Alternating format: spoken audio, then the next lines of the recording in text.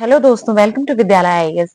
आज के इस मोस्ट इंटरेस्टिंग वीडियो में हम देखेंगे केंद्र और राज्य के बीच संबंध, यानी केंद्र राज्य संबंध, जो कि संविधान का सबसे इम्पोर्टेंट पार्ट होता है। ठीक है, तो केंद्र और राज्य के मध्य मोस्टली 3 टाइप के रिलेशन होते हैं। ठीक है, एक होता है विधायी संबंध, दूसरा होता है प्रशासनिक संबंध, तीसरा होता है वित्तीय संबंध। ठीक है, केंद्र और राज्य के 3 संबंध होते हैं। ठीक है, आज इन तीनों को ही हम विस्तार में चर्चा करेंगे। कोई भी इम्पोर्टेंट कोई भी एंगल इसमें नहीं छोड़ा जाएगा, तो आप वीडियो में बने रहें। और अगर आप अभी तक विद्यालय आईएएस से नहीं जुड़े हैं तो प्लीज चैनल को सब्सक्राइब करें, वीडियो को लाइक करें और शेयर करें। ठीक है, तो केंद्र और राज्य संबंध भाग 11 का भाग है। ठीक है, भाग 11 के अंतर्गत 3 प्रकार के संबंध बताए गए हैं केंद्र और राज्य के मध्य, जैसे विधायी संबंध हो गया, प्रशासनिक संबंध और वित्तीय संबंध। ठीक है, जिसमें से जो विधायी संबंध है वो अनुच्छेद 245 से 255 के अंतर्गत आता है। विधायी संबंध का एक मतलब जैसे केंद्र कौन कौन से ऐसे कानून बना सकती है संसद जो राज्यों में लागू होगा। ठीक है, तो केंद्र कौन कौन से ऐसे कानून बनाएगी जो राज्यों में लागू होगा, राज्यों में उनका क्या प्रभाव होगा, यूनियन टेरिटरीज में क्या प्रभाव होगा, या फिर कोई ऐसे राज्य हैं जिनको उन नियमों से रिलेटेड थोड़े से मॉडिफाई करके लागू करने का अधिकार है, या फिर कौन कौन से यूनियन टेरिटरी के लिए विशेष अधिकार है। ठीक है, इन सभी के बारे में हम आज विस्तृत चर्चा करेंगे। तो अनुच्छेद 245 जो है वो क्या बोलता है, विधियों का विस्तार। ठीक है, विधियों का विस्तार, विधियों का कैसा विस्तार कि संसद द्वारा और राज्य की विधानमंडल द्वारा बनाई गई विधियों का विस्तार कहां कहां तक होगा। ठीक है, संसद द्वारा बनाई गई विधि संपूर्ण भारत या भारत के किसी राज्य क्षेत्र में भी लागू की जा सकती है। जैसे अगर कोई विधि है जो किसी एक स्पेशल एरिया के लिए ही लागू मतलब बनाई गई है, ठीक है, तो वो वहां पे लागू होगी अगर वो संसद में बनाई गई है। ठीक है, वैसे ही राज्य में अगर पूरे राज्य में जो बनाई गई विधियां होती हैं वो पूरे राज्य में भी लागू हो सकती हैं, और अगर किसी विशेष क्षेत्र या के विशेष उद्देश्य के लिए बनाई गई हैं तो वो वहां पे भी लागू हो सकती हैं। इसी बारे में कह रहे हैं हम, विधियों का विस्तार कैसा होगा। ठीक है, संसद द्वारा बनाई गई विधि संपूर्ण भारत या भारत के किसी राज्य क्षेत्र में भी राज्य क्षेत्र में या भाग में लागू की जा सकती है। राज्य विधानमंडल द्वारा बनाई गई संपूर्ण राज्य में, याद रखना यहाँ पे ना संपूर्ण राज्य करके संपूर्ण देश करके आपको कंफ्यूज करने की कोशिश करता है कूट वाले प्रश्न में। ठीक है, तो वहां पे हमें ऐसे क्वेश्चन से बचना है, मतलब ऐसे फंसने से बचना है। राज्य विधानमंडल द्वारा बनाई गई विधि संपूर्ण राज्य या उसके किसी भाग में लागू होगी। संसद की विधि भारत के बाहर क्षेत्रों में भी लागू हो सकती है। संसद की विधि भारत के बाहर के क्षेत्रों में भी लागू हो सकती है। अब इसका क्या मतलब है, भारत के बाहर के क्षेत्रों में जितने भी हमारे दूतावास होते हैं, ठीक है, जो विदेशों में दूतावास होते हैं उनमें भारत का ही अधिकार, वो भारत की ही मतलब सीमा के अंतर्गत आते हैं। ठीक है, सीमा जैसे एक होती है फिजिकल सीमा, ठीक है, और एक होती है कि वो अंडर है। अगर हम कहीं की जाके एम्बेसी या फिर दूतावास देखते हैं तो वहां पे ना सारे आपको इंडियंस ही मिलेंगे। ठीक है, और वो लोग जो जगह पे रह रहे होते हैं ना दूतावास, वो भारत के क्षेत्र के अंतर्गत आता है। ठीक है, इसके अपवाद यानी कहाँ कहाँ पे ये और किस किस कंडीशन में ये नियम लागू नहीं होंगे। राष्ट्रपति यह अधिसूचना जारी करता है कि कोई संसदीय विधि या उसका भाग यूनियन टेरिटरी में लागू नहीं होगा, तो वहां पे भी लागू नहीं होंगे।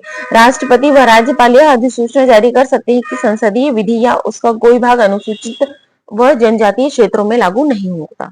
देखिए, जनजातीय क्षेत्रों का जो प्रशासन होता है ना थोड़ा सा क्रिटिकल होता है। ठीक है, वहां पे बहुत ही सेंसिटिवली सब कुछ हैंडल करना पड़ता है, क्योंकि जनजातीय क्षेत्र, आदिवासी क्षेत्र हो गए, ये सब थोड़े से पिछड़े रहते हैं। अगर इनको आप ठीक से नहीं समझेंगे, इनमें भी वही कठोरता लागू करेंगे तो ये लोग कभी भी सरकार के साथ या फिर गवर्नमेंट के साथ एडजस्ट नहीं कर पाते हैं।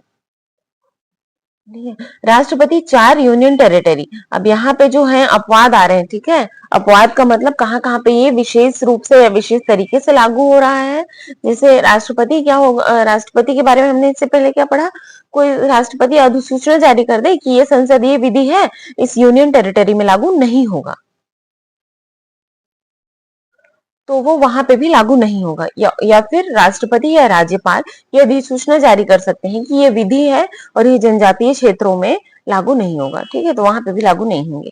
अब कहाँ कहाँ पे ये विशेष रूप से लागू होंगे, तो राष्ट्रपति 4 यूनियन टेरिटरी यानी में क्षेत्रों में यानी केंद्र शासित प्रदेशों में शांति, उन्नति और अच्छी सरकार के लिए नियम बना सकते हैं। ये कौन कौन से हैं? अंडमान निकोबार, लक्षद्वीप, दादरा नागर हवेली और दमन दीव। ठीक है, अब दादरा नागर हवेली और दमन दीव एक हो गया है, तो 3 यूनियन टेरिटरी आपको लेना है, अंडमान निकोबार, लक्षद्वीप और दादरा नागर हवेली प्लस दमन दीव। ठीक है, क्यों एक हुआ दादरा नागर हवेली और दमन दीव? क्योंकि इन दोनों के जो बीच का डिस्टेंस था ना 20 से 30 किलोमीटर के बीच ही था, तो दोनों के लिए अलग अलग प्रशासन नियुक्त करना, अलग अलग प्रशासन संभालना, उससे अच्छा था कि दोनों को मर्ज कर दो और फिर आप एक ही प्रशासक जो है वो संभालेगा। देखिए, ये अच्छी सरकार के लिए क्या नियम बना सकती है, कहाँ का ये इस प्रकार बनाया गया विनियम संसद के किसी अधिनियम के समान ही प्रयोज्य होगा और यू इन केंद्र शासित प्रदेशों के संबंध में इसे संसद के किसी अधिनियम को निश्चित या संशोधित करने का भी अधिकार है। ठीक है, आप अगर नोट बनाते हैं तो प्रॉपर नोट में उतारते जाइए, नहीं तो फिर आप क्या कर सकते हैं, स्क्रीनशॉट भी ले सकते हैं। ठीक है, और एक और बहुत ही विशेष राइट होता है असम के राज्यपाल के पास। ठीक है, असम के राज्यपाल के पास जो संसद के किसी विधेयक को जनजातीय क्षेत्र में अगर लागू करवाना है तो ये डायरेक्ट लागू ना करवा के कुछ विशिष्ट परिवर्तनों के साथ, ठीक है, कुछ चेंजेस करके भी लागू कर सकते हैं। जो वहां के स्वायत्त क्षेत्र होते हैं, स्वायत्त जिले होते हैं, ठीक है, राष्ट्रपति को भी इसी तरीके की शक्ति जनजातीय क्षेत्रों के स्वायत्त जिलों मेघालय, त्रिपुरा, मिजोरम के लिए प्राप्त है। ठीक है, और अनुच्छेद 246 क्या कहते हैं, संसद द्वारा और राज्यों के विधानमंडल द्वारा बनाई गई विधियों की विषय वस्तु कैसी होगी। ठीक है, विषय वस्तु के बारे में बात करता है अनुच्छेद 243। विषय वस्तु क्या है? सूचियां। ठीक है, विषय वस्तु सोच के कुछ गलत नहीं, अलग नहीं सोचना है कि पता नहीं क्या होगा, सूचियां सोचना है। ठीक है, इसमें जो हम लोग अनुसूचित 7 पढ़ते हैं, सूची विभाजन, ठीक है, उसी के बारे में यहाँ पे बताया गया है। विधियों की विषय वस्तु, तो देखिए संघ सूची, राज्य सूची और समवर्ती सूची। संघ सूची में जितने भी विषय होते हैं उन सब में केंद्र सरकार कानून बनाती है, राज्य सूची के जितने भी विषय होते हैं उनमें राज्य सरकार कानून बनाती है, और समवर्ती सूची के विषयों में दोनों कानून बनाते हैं। ठीक है, यहाँ पे ये सूचियों सूचियों की बात की गई है। और अनुच्छेद 47 क्या 247 क्या बोलता है, अच्छे प्रशासन के लिए संसद अतिरिक्त न्यायालय की स्थापना करेगी, अतिरिक्त न्यायालय की स्थापना करेगी। ठीक है, और अनुच्छेद 248 ये बहुत ही स्पेशल मतलब एक बहुत ही महत्वपूर्ण अनुच्छेद आता है अवशिष्ट शक्तियां के नाम से। अवशिष्ट शक्तियां अनुच्छेद 248 में है। ठीक है, और अवशिष्ट विधियां क्या है? अवशिष्ट विधियां कुछ ऐसे विषय होते हैं जो ना संघ सूची में है, ना राज्य सूची में है, ना समवर्ती सूची में है। ठीक है, तो वो जो विषय होते हैं वो शक्तियां संसद के पास है। अवशिष्ट शक्तियों में कानून बनाने की शक्ति संसद के पास होती है। अनुच्छेद 248 अच्छे से याद रखना है बेटा, बहुत ही इंपॉर्टेंट होता है ये। ऐसे विषय जिनका उल्लेख संघ सूची, राज्य सूची और समवर्ती सूची में नहीं है, यही विषय अवशिष्ट विषय कहलाते हैं। ठीक है, अवशिष्ट विधियां। फिर अनुच्छेद 249 क्या है? अनुच्छेद 249 ये जो हम जितने भी अनुच्छेद अभी पढ़ रहे हैं ना, ये आपने पहले कभी ना कभी पढ़ा हुआ है। ठीक है, जो हमारी पिछली क्लासेस हुई हैं इनमें से कुछ हमने सब वहां पे पढ़ा हुआ है। बस यहाँ पे हम सबको मर्ज कर रहे हैं क्योंकि हम प्रॉपर उन्हीं के भाग को देख रहे हैं। ठीक है, राज्यसभा 2/3 बहुमत से प्रस्ताव पारित करके संसद को राज्य सूची के विषय पर कानून बनाने की अनुमति दे सकती है। ठीक है, राज्यसभा 2/3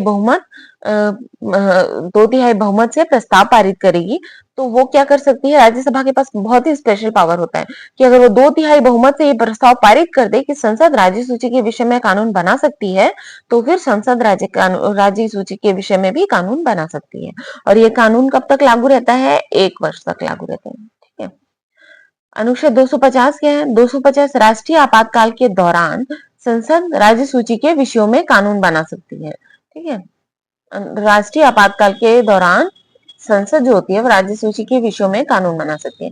यह कानून आपात के समय लागू रहता है, मतलब जब तक आपातकाल आपका चल रहा है तब तक लागू रहेगा, और आपातकाल के समाप्त होते ही 6 माह तक लागू रहता है, उसके बाद खुद ही खत्म हो जाता है। ठीक है, और उससे पहले भी लोकसभा राज्यसभा इसे क्या कर सकते हैं, खत्म कर सकते हैं।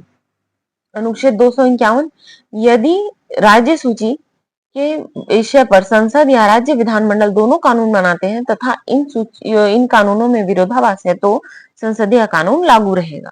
अगर संसद जैसे राज्य सूची के विषय में संसद भी कानून बना रही है और राज्य विधानमंडल दोनों कानून बना रहे हैं, ठीक है, तो और क्या हो रहा है, इन कानूनों में कहीं ना कहीं पे कॉन्ट्रडिक्शन हो रहा है, तो कौन सी विधि सर्वमान्य होगी, संसदीय कानून लागू रहेगा, राज्य वाली विधि निरस्त मानी जाएगी। ठीक है। अनुच्छेद 252, यदि दो या दो से अधिक, देखिए दो को पकड़िएगा ना, दो या दो से अधिक राज्य केंद्र को आग्रह करें तो केंद्र क्या करेगी, राज्य सूची के विषय में कानून बनाएगी और ये कानून उन्हीं राज्यों में लागू रहेगा। ठीक है, राज्य सूची के विषय पर कानून बना सकेगी और जो ये कानून रहेगा उन्हीं राज्यों में लागू हो रहेगा। बाद में कोई उन राज्यों में से कोई एक राज्य या कोई भी राज्य चाहे तो उस कानून से पृथक हो सकता है। फिर अनुच्छेद 253 आ गया है। ठीक है, 253, किसी अंतरराष्ट्रीय संधि या समझौते को लागू करने के लिए संसद राज्य सूची के विषय में कानून बना सकती है। 253 याद रखना, 253, अंतरराष्ट्रीय संधि हुआ है अगर कोई या समझौता हुआ है को लागू करने के लिए संसद राज्य सूची के विषय में कानून बना सकती है। ठीक है, फिर आता है अनुच्छेद 356, यदि 356 ये कहां से आ रहा है बीच में, ये आ रहा है आपातकाल वाले टाइम से। ठीक है, तो ये यहाँ पे भी केंद्र राज्य संबंध को ही बता रहे हैं, इसीलिए बीच में लाया गया है। यदि राज्य में राष्ट्रपति शासन लागू है तो संसद उस राज्य के लिए राज्य सूची में विषय पर कानून बना सकती है, तो हमने पढ़ा हुआ है, लेकिन यहाँ पे एक बार याद करना जरूरी है। ठीक है, यदि समवर्ती सूची के किसी विषय पर संसद या विधानसभा दोनों कानून बनाते हैं तो कानूनों में विरोधाभास हो तो संसदीय कानून मान्य रहेगा। 254 ये कहता है समवर्ती सूची के बारे में। ठीक है, और 252 क्या कहता है, दो या दो से अधिक राज्य अगर केंद्र को आग्रह करें तो केंद्र क्या कर सकती है, राज्य सूची के विषयों में कानून बना सकती है। और 254 क्या कहता है, केंद्र क्या कर सकती है, राज्य सूची के विषयों में कानून बना सकती है जो उन राज्यों पर तक ही लागू रहेगा। ठीक है, 254 क्या कहता है कि समवर्ती सूची में भी अगर कानून बनाती है संसद या विधानसभा तो और वो विरोधाभास हो रहा है तो संसदीय कानून सर्वमान्य होगा। 255 क्या होता है, सिफारिशों और पूर्व मंजूरी के बारे में अपेक्षाओं को केवल प्रक्रिया का विषय मानना। ठीक है, यदि किसी यदि किसी अधिनियम में राष्ट्रपति या राज्यपाल की पूर्वानुमति का प्रावधान है तथा यह पूर्वानुमति नहीं ली गई है तो केवल इस आधार पर अधिनियम अमान्य नहीं होगा। यदि किसी अधिनियम में, ठीक है, राष्ट्रपति या राज्यपाल की पूर्वानुमति का प्रावधान होता है, जैसे जैसे जो राज्य पुनर्गठन अधिनियम होता है तो उसमें राष्ट्रपति की पूर्वानुमति का प्रावधान होता है। ठीक है, तो अगर किसी कारणों से नहीं ली गई है वो अनुमति तो वो अधिनियम अमान्य नहीं होगा। ठीक है, देखिए, संघ राज्य सूची के विषयों पर अतिक्रमण कर सकता है लेकिन राज्य विधानमंडल किसी भी स्थिति में संघ सूची के विषय या कानून पर अतिक्रमण नहीं कर सकता। ठीक है, जो संघ है वो राज्य सूची के विषयों पर अतिक्रमण कर सकता है लेकिन राज्य विधानमंडल किसी भी स्थिति में संघ सूची के विषय पर कानून नहीं बना सकता। ये व्यवस्था क्यों है, ये व्यवस्था इसीलिए है क्योंकि जो राज्य में है, जो भारत में ऐसा है कि जो राज्य है ना वो संघ से मतलब बने हैं। पहले ये अविभाजित राज्यों का विभाजित मतलब विभाजित राज्यों का अविभाजित संघ है। ठीक है, विभाजित राज्यों का अविभाजित संघ है, ये करेक्ट वर्ड है। विभाजित राज्यों का अविभाजित संघ है। यहाँ पे संघ को मजबूत रखने की हर कदम पे कोशिश की गई है। और जो अमेरिका का कंडीशन है वो तो अविभाजित राज्यों का विभाजित संघ है। ठीक है, हमारे यहाँ क्या है, विभाजित राज्यों का अविभाजित संघ है। और अमेरिका का क्या कंडीशन है, वहां पे अविभाजित राज्यों का विभाजित संघ है। ठीक है, वहां पे संघ को यह अधिकार नहीं है कि वो किसी राज्य क्षेत्र को बांट दे। फिर अनुच्छेद 200 देखते हैं, इसके तहत राज्यपाल राज्य विधानमंडल द्वारा पारित विधेयक को राष्ट्रपति के लिए आरक्षित रख देते हैं। आर्टिकल 200, राज्यपाल राज्य विधानमंडल द्वारा किसी पारित विधेयक को राष्ट्रपति के लिए आरक्षित रख देते हैं। अब आगे देखते हैं प्रशासनिक संबंध। हमने अभी तक क्या पढ़ा? विधायी संबंध। अगर आप इसे एक या दो बार देख लेते हो ना तो पूरा क्लियर हो जाएगा। ठीक है, तो ये है 256 से 263 अनुच्छेद के बीच में। और ये प्रशासनिक संबंध एक ऐसे संबंध है जिसे केंद्र का क्या प्रशासन, राज्यों के प्रशासन में क्या रोल रहेगा। ठीक है, निम्नलिखित मामलों में केंद्र सरकार राज्य सरकार को निर्देश दे सकती है। कौन कौन से मामलों में केंद्र राज्य को यह निर्देश दे सकती है कि वह संसद द्वारा पारित किए गए अधिनियम को राज्य में लागू करें। केंद्र सरकार राज्यों को यह निर्देश दे सकती है कि राज्य अपनी कार्यपालिकाई शक्तियों का प्रयोग इस प्रकार करें कि संघ की कार्यपालिका शक्तियों का के साथ टकराव न हो। प्रशासन कौन संभालता है? ये कार्यपालिका संभालती है। ठीक है, इसीलिए यहाँ पे कार्यपालिका की बात हो रही है। प्रशासन कार्यपालिका संभालती है। ठीक है, केंद्र सरकार राज्य को यह निर्देश देती है कि राज्य अपनी कार्यपालिकाई शक्तियों का प्रयोग इस प्रकार करे कि संघ की कार्यपालिकाई शक्ति के साथ टकराव न हो। ठीक है, अनुच्छेद 257 यही कहता है। केंद्र सरकार राज्यों में रेल मार्ग, राष्ट्रीय राजमार्गों व केंद्रीय परियोजनाओं के रख रखाव संबंधित निर्देश दे सकती है। केंद्र राज्यों को यह निर्देश देती है कि राज्य में रहने वाले भाषाई अल्पसंख्यकों के लिए आरंभिक शिक्षा मातृभाषा में उपलब्ध करवाई जाए। ये राजभाषा के अंतर्गत आता है, लेकिन ये केंद्र राज्य प्रशासनिक संबंध का भी एक भाग है। ठीक है, अनुच्छेद 350 ए क्या कहता है कि केंद्र राज्यों को यह निर्देश देती है कि राज्यों में रहने वाले भाषाई अल्पसंख्यकों के लिए आरंभिक शिक्षा मातृभाषा में उपलब्ध कराई जाए। फिर अनुच्छेद 347 क्या कहता है? यदि किसी राज्य में किसी विशेष भाषा का प्रयोग करने वाला वर्ग रहता है तथा ये लोग राष्ट्रपति से मांग करते हैं कि उनकी भाषा का प्रशासन में प्रयोग किया जाए तथा राष्ट्रपति उनकी मांग से संतुष्ट है, तो राष्ट्रपति राज्यपाल को ये निर्देश दे सकते हैं कि उस भाषा का प्रयोग प्रशासन में किया जाए क्षेत्र विशेष में। मतलब जैसे अगर छत्तीसगढ़ की बात की जाए तो यहाँ पे हल्बी भाषा है जो वो बस्तर अंचल की प्रमुख भाषा मानी जाती है। ठीक है, बस्तर अंचल की प्रमुख भाषा है हल्बी। ठीक है, और भी बहुत सारी भाषाएं हैं, कुल 47 भाषाओं का वर्णन है।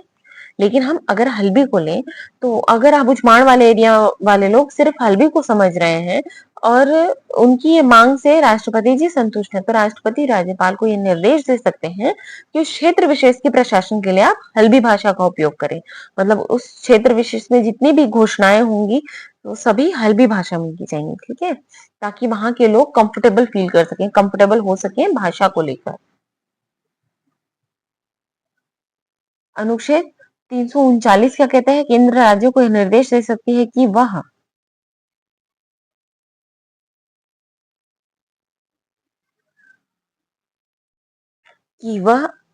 एसटी एससी के प्रशासन के लिए, ठीक है, यहाँ पे प्रिंट मिस्टेक है तो इसको आप माइंड मत करिए, एसटी एससी के प्रशासन व कल्याण के लिए व उनके विकास के लिए विशेष योजनाएं व कार्यक्रम बनाए और उनका क्रियान्वयन करें। ये सभी केंद्र राज्यों को निर्देश दे रही है। ठीक है, वहीं पे अनुच्छेद 244 का कहता है केंद्र राज्यों को यह निर्देश दे सकते हैं कि राज्य अनुसूचित व जनजातीय क्षेत्रों के विकास के लिए विशेष कार्यक्रम बनाए तथा उसे लागू करें। वहीं पे अनुच्छेद 352 क्या है? राष्ट्रीय आपातकाल के समय जो केंद्र सरकार है राज्य सरकार को सभी प्रकार के क्या कर सकती है? निर्देश दे सकती है। ठीक है, और वहीं पे जो 356 है ये भी बताता है कि राज्यों में जब राष्ट्रपति शासन लागू किया जाए तो राज्य की सभी कार्यपालिकाई शक्ति केंद्र के पास आ जाती है। फिर उसके बाद अनुच्छेद 311 है, इसके तहत क्या होता है? जो अखिल भारतीय सेवाओं की नियुक्ति होती है, आईएएस, आईपीएस और आईएफएस। ठीक है, ये अखिल भारतीय सेवाएं हैं, 3 ही अभी तक। इसके तहत अखिल भारतीय सेवाओं में नियुक्त अधिकारियों को विशेष संरक्षण दिया जाता है। ये राष्ट्रपति के प्रसाद पर्यंत अपने पद पर बने रहते हैं। क्या क्यों यहाँ पे अखिल भारतीय सेवा का यूज हो रहा है? ठीक है, मतलब बात आ रही है क्योंकि ना जो ये अखिल भारतीय सेवा के अधिकारी रहते हैं वो नियुक्ति उनकी केंद्र सरकार करती है। राज्य सरकार के लिए मतलब राज्य सरकार के पास वो काम करते हैं, राज्य सरकार के लिए काम करते हैं। जैसे कोई डीएम है तो वो राज्य सरकार के अंतर्गत है, उनको सैलरी भी राज्य से ही आती है। ठीक है, इसीलिए यहाँ पे केंद्र और राज्य के प्रशासनिक संबंध के बारे में बात हो रही है। फिर ये राष्ट्रपति के प्रसाद पर्यंत अपने पद पर रहते हैं। राज्य सरकार उनके विरुद्ध कार्यवाही नहीं कर सकती, जबकि राज्यों का प्रशासन इन्हीं के द्वारा चलाया जाता है। राज्य सरकार को ये राइट नहीं होता कि उनके खिलाफ कार्यवाही कर सके। ठीक है। अनुच्छेद 215 इसके तहत केंद्र राज्यों को अनुदान देता है। अनुदान देते समय केंद्र राज्य पर अनेक शर्तें थोपता है। इन शर्तों के माध्यम से वह राज्यों को निर्देश देता है। राज्यों की कार्यपालिका का प्रमुख राज्यपाल होता है तथा उनकी नियुक्ति राष्ट्रपति करते हैं। ठीक है। जैसे अनुदान देते हैं तो अनुदान कुछ शर्तों के साथ ही दिया जाता है। ठीक है। केंद्र राज्य के जो मुख्यमंत्री होते हैं, सीएम होते हैं, उनके विरुद्ध जांच आयोग बैठा सकते हैं। ठीक है। अब देखते हैं अंतर्राज्यीय परिषद। तो अंतर्राज्यीय परिषद आता है 263 में अंतर्राज्यीय परिषद आता है। ठीक है। अंतर्राज्यीय परिषद का गठन होता है। ठीक है। अंतर्राज्यीय परिषद मतलब दो या दो से अधिक राज्यों के बीच एक परिषद का गठन हुआ है, उसे हम अंतर्राज्यीय परिषद कहेंगे। इसमें जो पदेन अध्यक्ष होते हैं ये प्रधानमंत्री होते हैं। ठीक है। मतलब जो सभी राज्यों को कनेक्ट करने वाला जो परिषद होगा वही है अंतर्राज्यीय परिषद। इसके गठन का प्रावधान अनुच्छेद 263 देता है। ठीक है। पदेन अध्यक्ष होते हैं इसके प्रधानमंत्री और सदस्य होते हैं 6 कैबिनेट मिनिस्टर होते हैं, 6 कैबिनेट मिनिस्टर और सभी राज्यों के मुख्यमंत्री। ठीक है। सभी राज्यों के मुख्यमंत्री और 6 कैबिनेट मिनिस्टर इसके सदस्य होते हैं। इसका कार्य क्या होता है?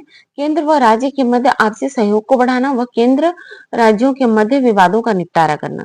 1990 में पहली बार अंतर्राज्यीय परिषद का गठन हुआ था। ठीक है। अब आगे देखते हैं वित्तीय संबंध। वित्तीय संबंध में हम क्या क्या पढ़ने वाले हैं? वित्तीय संबंध में ये भाग 12 के अंतर्गत आता है। ठीक है। एक मिनट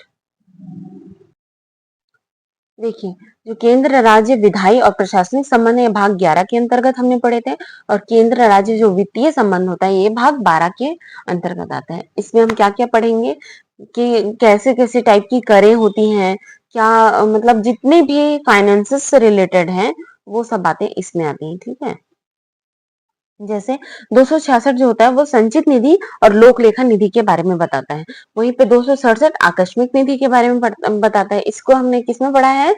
भारत के सरकारी खजानों में। ठीक है। 268 के अंतर्गत वे कर आते हैं जो केंद्र लगाता है, राज्य वसूलते हैं और प्रयोग में ले लेते हैं।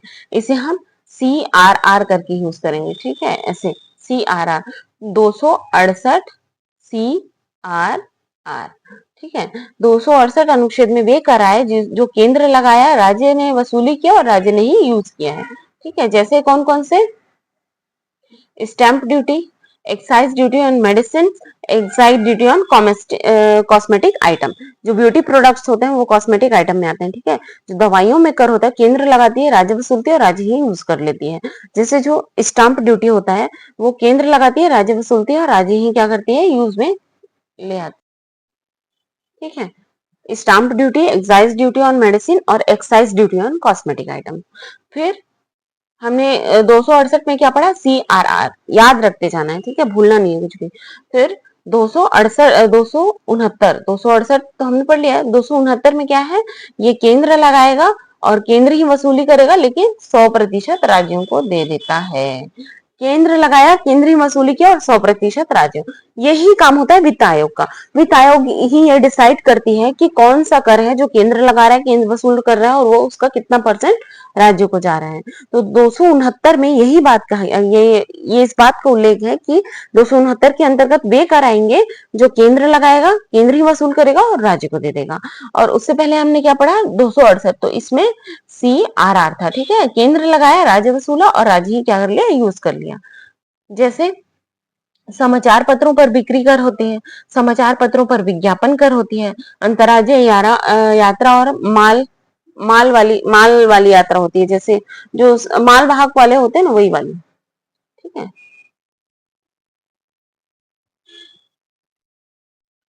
यात्रा जो कंटेनर्स में सामान ले जाए जाते हैं उनके जो किराए होते हैं, किराए पर जो कर वसूल करती है सरकार, वो केंद्र लगाती है, केंद्र ही वसूल करती है, लेकिन वो राज्यों के हिस्से में जाता है।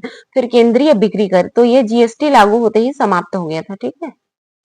और 269A के अंतर्गत आता है आईजीएसटी। आईजीएसटी मतलब जैसे कोई सामान है जो एक राज्य से जाके दूसरे राज्य में बिक रही है, ठीक है, तो उन दोनों राज्यों के बीच के लिए कर लागू होगा आईजीएसटी, ठीक है। 210 वे कर जो केंद्र लगाता अनुच्छेद 270, अनुच्छेद 270 इनमें वे कर आते हैं, 270 है ये, ठीक है, इसमें डाउट नहीं होना।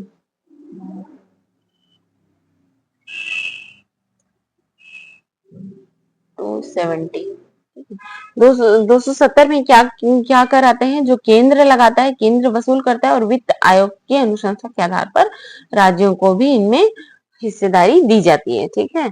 CRR, इसको आप CCCR करके याद रखिएगा, राज्यों को इसमें हिस्सेदारी दी गई। हमने क्या पढ़ा था, 268 में केंद्र लगाएगा, राज्य वसूलेगा, राज्य ही यूज कर लेगा। फिर 269 में क्या पढ़ा हमने, केंद्र लगाएगा, केंद्र वसूलेगा, राज्यों को दे देगा 100%। और 270 में कैसे कर आ रहे हैं, जो केंद्र लगा रहा है और केंद्र ही वसूली कर रहा है, लेकिन केंद्र वित्त आयोग की अनुशंसा से राज्यों को उसमें कोई हिस्सा दे रहा है, ठीक है। यहाँ पे हम देख लेते हैं। और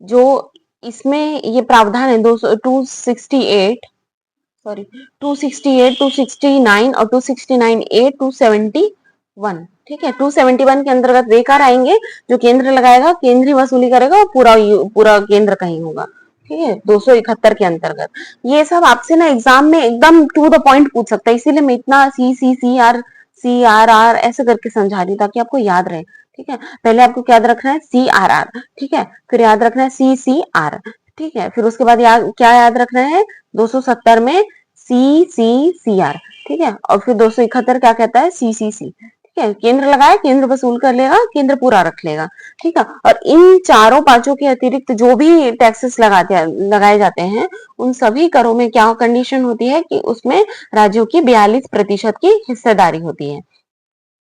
मतलब उस पूरे टैक्स का जो 42% होगा, उसका अमाउंट सभी राज्यों में बांटा जाएगा, ठीक है। जैसे इनकम टैक्स,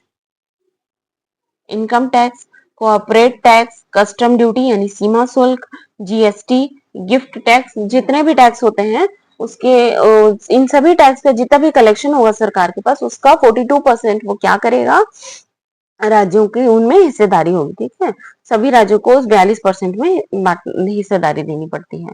फिर 80 संविधान संशोधन 1999 में निगम कर और सीमा शुल्क में भी राज्यों को हिस्सेदारी दिए जाने का प्रावधान किया गया और इन्हें भी अनुच्छेद 270 में शामिल किया गया। देखिए ये वाला जो है, ये अनुच्छेद 270 के अंतर्गत आता है, ठीक है। ये अनुच्छेद 270 के अंतर्गत आ रहे हैं, क्यों, क्योंकि इसमें CCCR का फॉर्मूला यूज हो रहा है। तो इनकम टैक्स, कॉर्पोरेट टैक्स, ये सभी किस में आएंगे, ये सभी आर्टिकल 270 के अंतर्गत आएंगे। 270 के अंतर्गत इसमें राज्यों को हिस्सेदारी दी जा रही है, ठीक है। और इसमें सीमा शुल्क और निगम कर भी है। पहले ये दोनों 271 में थे, निगम कर और सीमा शुल्क। 271 में कौन से टैक्स होते हैं, जो केंद्र लगाएगा, केंद्र वसूली करेगा और सारा का सारा केंद्र ही रख लेगा, ठीक है। अब यहाँ आ गया 271, 271, ठीक है। जो वे कर जो केंद्र लगाता है, केंद्र वसूल करता है, केंद्र ही इसको प्रयोग में ले लेता है, CCC। एकदम ये CCC वाले फॉर्मूले ना बहुत आसानी से आपको याद हो जाएंगे, इसीलिए मैंने इसे ऐसा रखने की कोशिश की है, ठीक है। आप भी इसको ऐसे ही याद रखिएगा, अगर एग्जाम में जोड़ी मिलाने के लिए कूट से रिलेटिव भी आता है ना, तो आपसे बन जाएंगे, क्योंकि बहुत ही इजी है, क्रम से गया है सब। 268, 269, 269 ये तो IGST है, तो उसे आप भूल जाओ। फिर 270, 271, 4 अनुच्छेद हमको याद रखने हैं, ठीक है। 268 क्या कहता है, केंद्र लगाएगा, राज्य वसूली करेगा, राज्य यूज कर लेगा, CRR, ठीक है। और जो 269 है वो क्या कहता है, केंद्र लगाएगा, केंद्र वसूली करेगा, 100% राज्यों को दे देगा। 270 क्या कहता है, केंद्र लगाएगा, केंद्र वसूली करेगा और राज्यों को कुछ हिस्सेदारी दे देगा, ठीक है।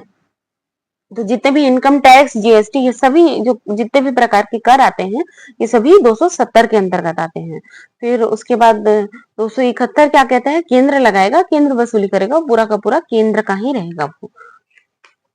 और 80 संविधान संशोधन को याद रखना है, इससे सीमा शुल्क और निगम कर को भी इसमें अनुच्छेद 270 में रखा गया था, ठीक है। इसमें भी सीमा शुल्क और निगम कर जो होता है उसमें भी अब राज्यों को हिस्सेदारी दी जाती है। और 200 जो अनुच्छेद 271 है उसमें केवल सेस और सरचार्ज है, ठीक है। सेस और सरचार्ज क्या होता है? जो टैक्स ऑन टैक्स होता है। किसी किसी की इनकम जो 15 करोड़ मतलब करोड़ों में होती है, ठीक है, तो उनसे टैक्स के साथ सरकार सेस भी लेती है और सरचार्ज भी लेती है, ठीक है। अनुच्छेद 275 क्या कहता है? केंद्र राज्यों को अनुदान देता है। वैसे ही अनुच्छेद 269 जीएसटी काउंसिल का प्रावधान करता है। 280 वित्त आयोग फाइनेंस कमीशन के बारे में बताता है, ठीक है। वित्त आयोग में हर 5 वर्ष में इसका गठन होता है, जिसमें एक अध्यक्ष और 4 सदस्य होते हैं। 4 सदस्य कौन कौन से होते हैं? आर्थिक मामलों के विशेषज्ञ, लेखा सेवाओं के अनुभव और मतलब अनुभव रखने वाले, नागरिक सेवाओं के अनुभव वाले और विधि विशेषज्ञ। केंद्र और राज्यों के मध्य कुछ विवादित मुद्दे हैं, जैसे राज्यपाल की नियुक्ति और उसको हटाने का तरीका, राज्यपाल का भेदभावपूर्ण तथा दलगत राजनीति से प्रेरित राज्य के राष्ट्रपति शासन लागू करना, और केंद्र और राज्य के मध्य कुछ विवादित मुद्दे पड़ रहे हैं, ठीक है। ऐसे मुद्दे पड़ रहे हैं हम जिसमें केंद्र और राज्य के मध्य कॉन्फ्लिक्शन आता है, कॉन्फ्लिक्ट होता है, ठीक है, विरोधाभास की स्थिति बनती है। राज्य के द्वारा पारित विधेयक को राष्ट्रपति के लिए आरक्षित करना, राज्य में केंद्रीय बलों की नियुक्ति करना, वित्तीय संसाधनों का भेदभावपूर्ण वितरण, केंद्र के पास वित्तीय संसाधन अधिक हैं, अखिल भारतीय सेवाओं का प्रबंधन, केंद्र जो होती है वो सभी मुख्यमंत्रियों के लिए जांच आयोग बैठा सकती है। इसमें भी क्या होता है? केंद्र राज्य संबंध में एक विरोधाभास की स्थिति है, ठीक है। राज्य सूची के विषयों पर संसद का अतिक्रमण और इलेक्ट्रॉनिक मीडिया का प्रयोग। इलेक्ट्रॉनिक मीडिया में जो समाचार पत्रों में विज्ञापन होता है उसमें राज्य सरकार का हिस्सा है, लेकिन जो इलेक्ट्रॉनिक मीडिया के विज्ञापन में कर होता है उसमें केंद्र सरकार का है, ठीक है, केंद्र सरकार का अधिक है। तो आज की क्लास यहीं तक थी। हम अगले वीडियो में उन आयोगों के बारे में पढ़ेंगे जिसे केंद्र राज्य संबंध को डिफाइन करने के लिए समय समय पे बनाया गया, ठीक है। तो थैंक यू फॉर वॉचिंग, और अगर आप विद्यालय से नहीं जुड़े हैं तो प्लीज चैनल को सब्सक्राइब करें, वीडियो अच्छा लगा हो तो प्लीज लाइक करें, शेयर करें, और थैंक यू फॉर वॉचिंग। मिलते हैं अगले वीडियो में।